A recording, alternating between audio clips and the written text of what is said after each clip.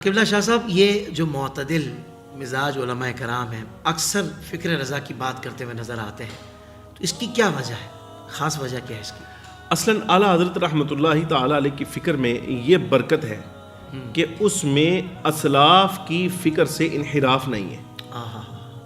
یعنی حضرات صحابہ کرام، اہل بیت اطہار، ازواج مطہرات رضی اللہ تعالیٰ عنہم اجمعین سے لے کر اعلیٰ حضرت رحمۃ اللہ علیہ سے پیچھے تک، یعنی ابھی اعلیٰ حضرت رحمۃ اللہ علیہ تک آپ نہ آئیے، اعلیٰ حضرت سے متصل جو دور ہے اس دور تک آپ رہیے، تو یہاں تک اہل السنہ والجماعہ کا جو اتفاقی موقف رہا ہے، اعلیٰ حضرت رحمۃ اللہ علیہ نے اس اتفاقی موقف سے خاص عقیدہ کے باب میں سر منہ انحراف نہیں کیا۔ سبحان اللہ، سبحان اللہ، بال برابر انحراف نہیں کیا۔ واہ واہ واہ۔ یہی وجہ ہے کہ اعلیٰ حضرت رحمۃ اللہ تعالیٰ علیہ کو پڑھ کر جو بندہ سمجھ جائے وہ پھر یہاں سے ہٹتا نہیں۔ اس لیے کہ فاضل بریلوی رحمۃ اللہ تعالیٰ علیہ کو تائید مل جاتی ہے، پڑھنے والا اگر اس میدان کا ہے نا، کتابی بندہ ہے، تو جب اعلیٰ حضرت علیہ رحمہ کو پڑھتا ہے تو اس کو اعلیٰ حضرت کی تائید جو ہے وہ ہزارہ کتابوں سے ملتی،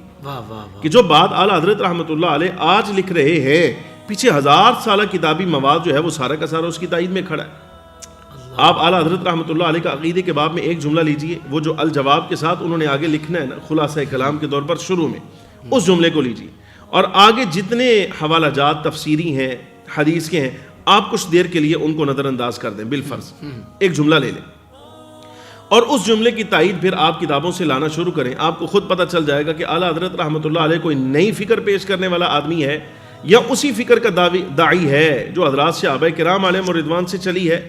امام اعظم ابو حنیفہ اسی فکر کے داعی ہیں، امام بخاری اسی فکر کے داعی ہیں، اور یوں چلتے آئیے، مجددین کی فکر کو لیجئے، محدثین کی، مفسرین کی، مجتہدین کی، وہ سارے کے سارے افکار اجماعی، یعنی ایک بندے میں اگر آپ دیکھنا چاہیں تو اعلیٰ حضرت رحمۃ اللہ تعالیٰ علیہ کی شخصیت میں آپ کو نظر آئیں گے۔ اعتراض کرنے والا در حقیقت اعلیٰ حضرت کے علم سے واقف نہیں ہے اور ان کے کام سے واقف نہیں۔ جی جی جی جی، جو بندہ یہ جملہ دہراتا ہے نا کہ فاضل بریلی رحمۃ اللہ علیہ نے یہ کام کیا ہے، تو اصل امام اہل سنت رحمۃ اللہ علیہ کے کام کو اس نے پڑھا نہیں ہے کہ اس کی جہالت کی دلیل ہے۔ یس، واہ واہ، یہ جملہ اس کی جہالت کا منہ بولتا ثبوت ہے، اس لیے کہ اعلیٰ حضرت رحمۃ اللہ علیہ کو پڑھ لیتا، پڑھنے کے بعد پھر کہتا کہ یہ کمی کوتاہی ہے، تو پھر ہم بھی سمجھنے پر مجبور ہوتے، سوچنے پر مجبور ہوتے کہ یہاں کہاں کوتاہی ہوئی ہے۔ لیکن ہم خود جو اس میدان کے لوگ ہیں، پڑھ لینے کے بعد عرض کر رہے ہیں، اور صرف اعلیٰ حضرت رحمۃ اللہ علیہ کوئی نہیں بلکہ ان سے پیچھے جتنا ہمارا حصہ ہے، یعنی ائمہ کرام کے جو مواقف ہیں سارے کے سارے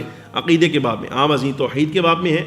رسالت کے باب میں ہیں، حضرات صحابہ کرام علیہم الرضوان اہل بیت اطہار کے باب میں ہے، وہ عقیدے کا تعلق چاہے قطعیات کے ساتھ ہے، ظنیات کے ساتھ ہے، حتیٰ کہ اولیاء صالحین کے بارے میں بھی جتنے نظریات ہیں، امام اہل سنت رحمۃ اللہ تعالیٰ علیہ کا کوئی جملہ آپ کو ایسا نہیں ملے گا جس پر یہ بات آئے۔ اچھا، اگر بالفرض مثال کے طور پہ کوئی کہے کہ جی فلاں بندے نے تو ثابت کیا کہ اعلیٰ حضرت رحمۃ اللہ علیہ کا یہ جملہ فلاں کی تحقیق کے خلاف ہے، تو یہ بھی عرض کر دوں بندہ ضرور فسادی ہوگا، وہ اس کی فکر ٹھیک نہیں ہے۔ یہ اعلیٰ حضرت رحمۃ اللہ علیہ کے جملے کو لے کر اعتراض کرنے والے وہ فاضل بریلی یہ لکھ گئے، اعلیٰ حضرت یہ لکھ گئے، اس کا مطلب یہ کہ اس کی فکر میں کوئی فساد ایسا ہے، یہ کچھ گند ڈالنا چاہتا ہے، کوئی غلاظت پھیلانا چاہتا ہے۔ اگر آپ اعلیٰ حضرت رحمۃ اللہ علیہ کے افکار تک رسائی حاصل کر لیں تو آپ کو زمین و آسمان کا فرق نظر آئے گا اعلیٰ حضرت کے افکار میں اور اس فسادی کے افکار میں۔ اور اعلیٰ حضرت رحمۃ اللہ تعالیٰ علیہ کے افکار آپ کو ان اجماعی نظریات پر نظر آئیں گے جو سالوں سال صدیوں سے ہمارے ائمہ کرام بیان کرتے چلے آئے۔